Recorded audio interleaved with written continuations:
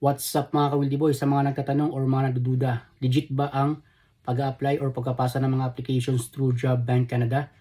Ito lang masasabi ko mga kabayan na kung ikaw ay nagdududa, kung ikaw ay nagkakaroon ng alinlangan, magkaroon ka ng sarili mong pagkukusa na mag-research.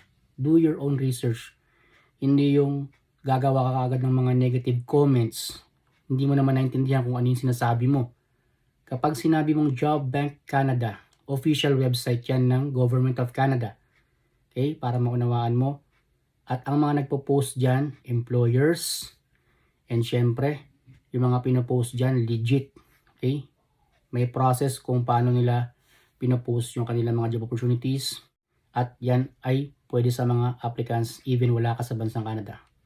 So do your own research, and dyan din nakalagay yung mga job opportunities under din ng mga programs of the Government of Canada, Agri-Pilot Program, RNIP, Rural Northern Immigration Pilot Program, at iba't iba pang mga programa bound to Canada. Ngayon, it's up to you kung meron kayong alinlangan, meron kayong pagdadalawang isip. Hindi yan sapilitan at wala rin namang nanghihingi ng bayad. Ito lang kasi ang nagiging problema. May mga nagpo-post sa FB and sa ibang social media platform na kinakarir na ang pagpo-post ng mga job opportunities through Job Bank na hindi nila ini-emphasize na ito ay isa lamang sa mga options. Okay? Huwag niyong asahan yan na dyan na kayo mag-rely for the rest of your life na bakit ang tagal. Ang problema, inasahan mo na may magre-reply sa'yo agad, mag-feedback. Tandaan ninyo, dapat ninyong malaman, isa lamang ito sa mga options na dapat ninyong gawin. Ang pinaka-effective way pa rin para kayo ay makapag-Canada, maging skilled worker kayo sa Pilipinas. So, lagi kong sinasabi sa inyo, kinakailangan meron kayong particular skills, specific skills na taglay nang sa ganun makapag-apply ka sa mga agencies bound to Canada. So, lagi kong sinasabi, katulad ko, isa akong butcher. Ito ang naging way ko para ako yung makarating dito sa Alberta. At maaari mo rin itong magamit if mag-apply ka bound to UK, Australia, and in New Zealand. So, ganun lang mga Kuldi Boy. Huwag nyo agad isipin na negative, na mayroon na naman ganito, kalokohan. At the end of the day, kayo pa rin na mag-decide. Pero dapat, liwanagan ninyo ang inyong mga isipan. Ang pag-apply through Job Bank Canada ay isa lamang sa mga options. At huwag agad-agad maging nega mga Kuldi Boy. So, hanggat maaari, gumagawa ka lang ng paraan, iba't ibang options, iba't ibang possibilities, sinusubukan mo. As long as wala ka namang nilalabas na pera, ito ay legit informations. Hindi ito galing sa mga kwento-kwento or sabi-sabi ng kung sino-sino. Ito ay may basehan. Kaya nga sinasabi ko, do your own research mga Kuldi Boy.